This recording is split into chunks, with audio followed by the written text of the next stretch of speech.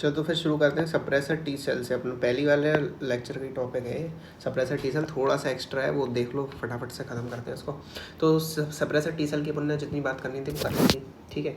बाकी अपन उसमें थोड़ा बहुत देख लेते हैं एक्स्ट्रा पॉइंट। तो जैसे CD25 है, CD25 जीन अपन ने बताया था पहले कि CD25 जीन क्या होता है, इंटरल्यूकिन 2 का जो रिसेप्टर होता है उसमें रिच होती हैं, जो सप्रेसर टी सेल होती हैं वो रिच होती हैं इन CD25 रिसेप्टर में, जो कि क्या है, इंटरल्यूकिन 2 का रिसेप्टर होता है।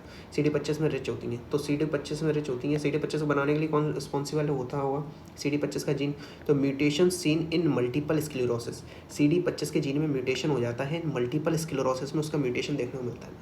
FOXP3 जीन में कब म्यूटेशन देखने को मिलता है सर, FOXP3 जीन का म्यूटेशन हमें देखने को मिलता है IPEA। तो IPEA इसका फॉर्म क्या है, immune dysregulation poly endocrine enteropathy. इसका फुल फॉर्म होता है immune dysregulation poly endocrine neuropathy. समझ रहे भाई, immune dysregulation poly endocrine neuropathy होता है इसका क्या, म्यूटेशन से ये हो जाती है, जो कि क्या होता है, एक एक्स लिंक्ड डिसऑर्डर होता है, ठीक है। इतना याद रखना है बस, और कुछ लोड नहीं लेना इसमें फालतू का। एक्स लिंक्ड डिसऑर्डर होता है एक, immune dysregulation poly endocrine entero neuropathy, ठीक है, एंटेरोपैथी। अब सप्रेसर टी सेल सप्रेशन, अब देखना सप्रेसर टी सेल जरूरी भी क्यों है। तो भाई तुम्हें सोच देखा होगा कि फीमेल बॉडी में पूरा पूरा एक फीटस ग्रो कर जाता है, वो पूरा पूरा सेल्फ एंटीजन था, वो क्यों नहीं मरता, तो उस समय सप्रेसर टी सेल ही का मदद कर रही होती है उस चीज़ में। कैसे मदद कर रही होती है वो मैकेनिज्म नोन नहीं है, लेकिन सप्रेसर टी सेल उसमें इन्वॉल्व होती हैं, मदद कर रही होती हैं उसमें, ठीक है। इसके अलावा स्पर्म एंटर करता है, वो भी नहीं as a foreign antigen consider किया जाता, वो भी फर्टिलाइज कर पाता है ओवम को। तो ये सब सप्रेसर टी सेल की बदौलत ही हो रहा होता है। एग्जैक्ट मैकेनिज्म उसका नोन नहीं है, उतने डीप जाने की जरूरत भी नहीं है, बस दिमाग में रखो कि उसमें सप्रेसर टी सेल क्या करती हैं, मदद करती हैं, ठीक है। अब इम्यूनोलॉजिकल प्रिविलेज साइट, तो इम्यून प्रिविलेज साइट का मतलब ये होता है, ये ऐसी साइट्स हैं जिनसे कोई भी एंटीजन एक्सप्रेस नहीं किया गया टू थाइमस या फिर बोन मैरो। जिससे क्या हुआ कि जो टी सेल हैं या बी सेल हैं, अगर इनके सामने इन में से कोई भी एंटीजन एक्सप्रेस कर दिया जाएगा तो वो तुरंत इम्यून रिएक्शन कर देंगे, ठीक है। तो कौन कौन सी साइट्स होती हैं ये, टेस्टिस, आई एंड ब्रेन। तो इनमें से कोई भी टिश्यू अगर एस्केप करके ब्लड में जाता है तो तुरंत इम्यून रिएक्शन स्टार्ट हो जाती है। तभी तो कहा जाता है कि एक आँख में अगर चोट लगती है ना, आँख में चोट लगती है, तो आँख में चोट लगी और आँख का फ्लूइड जरा सा भी बाहर गया, ब्लड में चला गया, तो क्या होगा, तुरंत इम्यून रिएक्शन शुरू हो जाएगी और आँख डैमेज हो सकती है। और कई बार तो ये इतनी सीवियर तरीके से हो सकता है कि अपोजिट आई तक भी इम्पैक्ट जा सकता है उसका ऑटो इम्यून रिएक्शन का। तो दोनों आई ख़राब हो सकती हैं, इसलिए सीवियर केसेस में एक आँख निकालनी पड़ जाती है अगर चोट लग जाती है। सेम विद टेस्टिस, तभी तो देखा कि टेस्टिस में और ब्रेन में क्या होता है, blood brain barrier, blood testis barrier, जिससे क्या वो ब्लड के कांटेक्ट में ना आए डायरेक्टली। समझ रहे हो, ये सीन रहता है। तो not expose during development to thymus, तो उससे क्या होगा, नेगेटिव पॉजिटिव सिलेक्शन नहीं हुआ।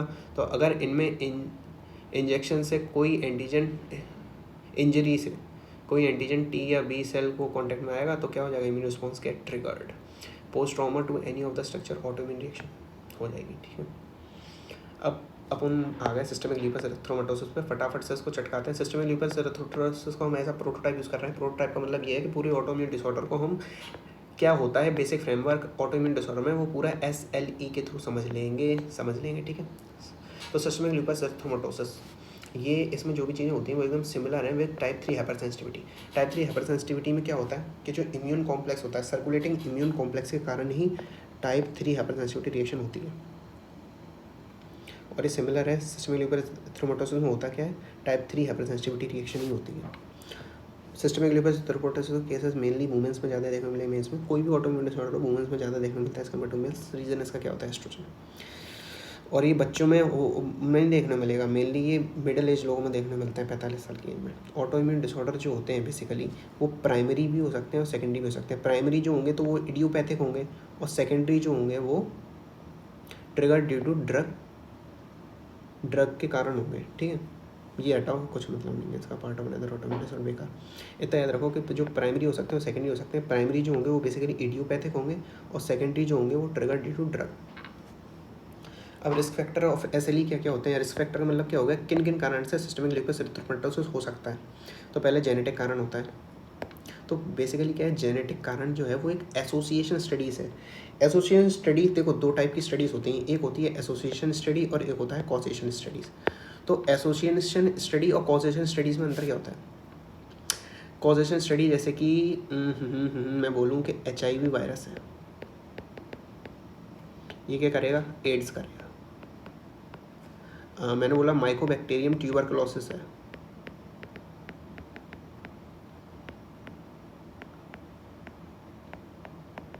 तो ये क्या करेगा? ये टीबी करेगा। तो यहाँ पे हमें कंफर्म है कि ये चीज़ ये करेगी, ये चीज़ ये करेगी। लेकिन अगर मैं बात करता हूँ जैसे ओबेसिटी ले लो, ओबेसिटी की बात कर लो, तो ओबेसिटी से डायबिटीज़ मेलाइटस हो सकता है, हाइपरटेंशन हो सकता है, कुछ भी हो सकता है ओबेसिटी से। तो हमें कंफर्म नहीं है चीज़ें कि यही होगा, लेकिन एक फैक्टर है कि ओबेसिटी के कारण डायबिटीज़ मेलाइटस हो सकता है। तो ऐसे ही क्या होता है कि जेनेटिक कारण हो सकता है एसएलई का। तो ये कारण हो सकता वाली कंडीशन जब आती है तो उसको हम क्या देते हैं, ये एसोसिएशन स्टडीज़ में कहा गया है ऐसा कि जेनेटिक कारण भी होता है। ठीक है, तो HLA जीन पर अब देखना क्या होता है। HLA जीन जो होता है, DQ लोकस होता है उसके ऊपर, जीन के ऊपर लोकस होते हैं, पता ही है हम लोगों को। तो HLA जीन जो होता है उसके ऊपर DQ लोकस होता है, जो कि प्रमोट करता है प्रोडक्शन ऑफ ऑटो एंटीबॉडीज़ को। अब ये HLA जीन क्या है?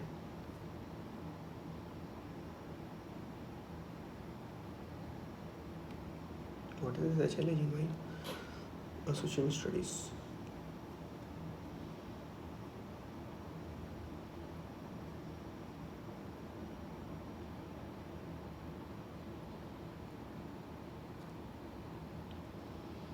HLA जीन क्या है भाई? ये risk factor for SLE। HLA gene क्या था?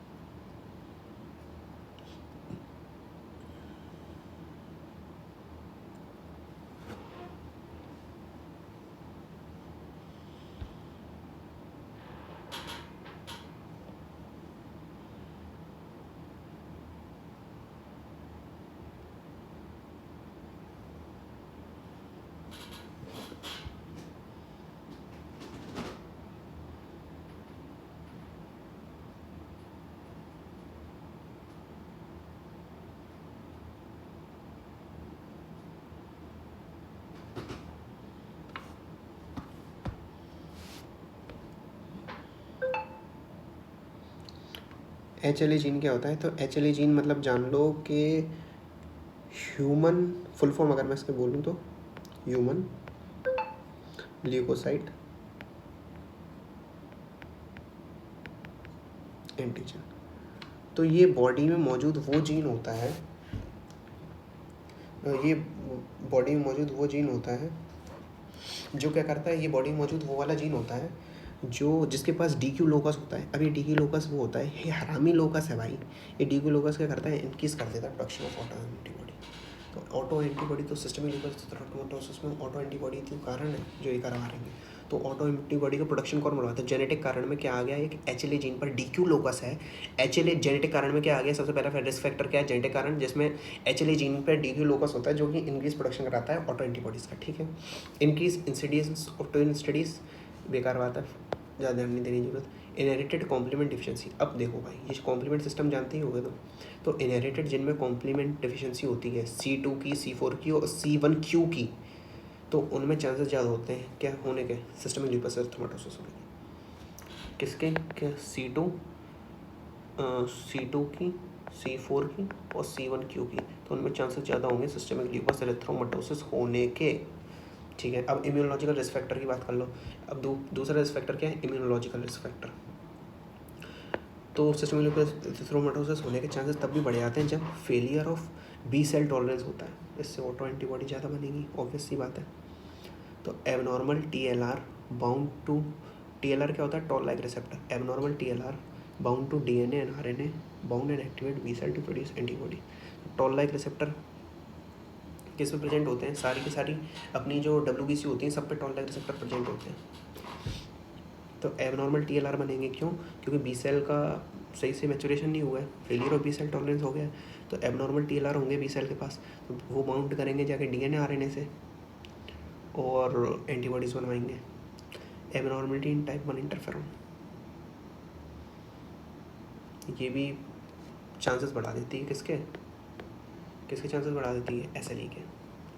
तीसरा रिस्क फैक्टर है environmental risk factor, increase exposure है किसी का UV रेस से, या फिर जेंडर फीमेल ज़्यादा वो होती हैं ससेप्टेबल टुवर्ड्स SLE, क्यों? क्योंकि increase auto antibody due to estrogen. कुछ ड्रग्स भी होते हैं जो ऑटो इम्यूनिटी कॉज कर सकते हैं, मतलब SLE कॉज कर सकते हैं।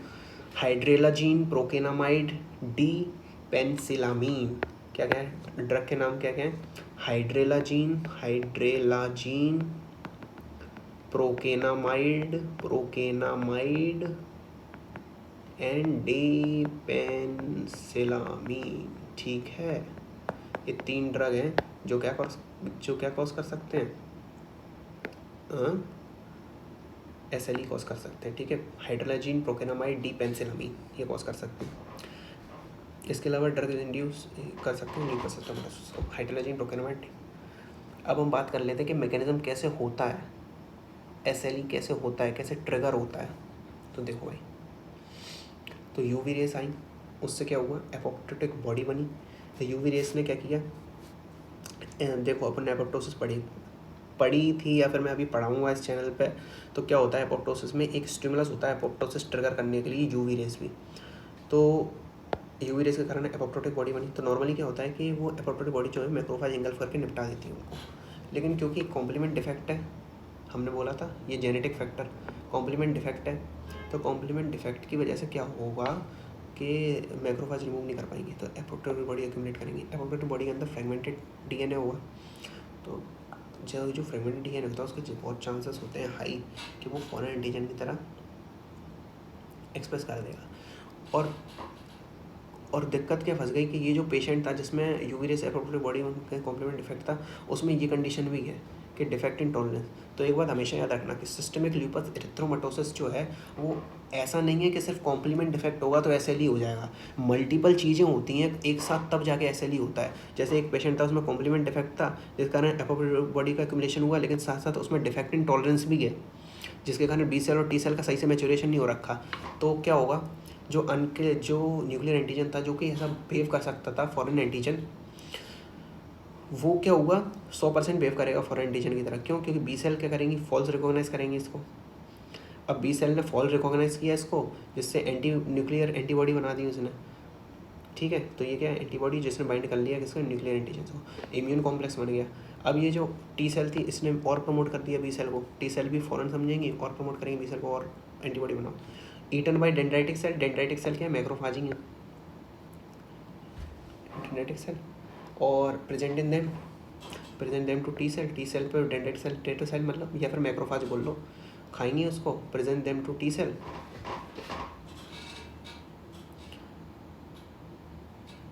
और help B cell to produce more antibody, auto antibody, increase immune complex, deposit of vessel wall, vasculitis हो गया उससे, ठीक है।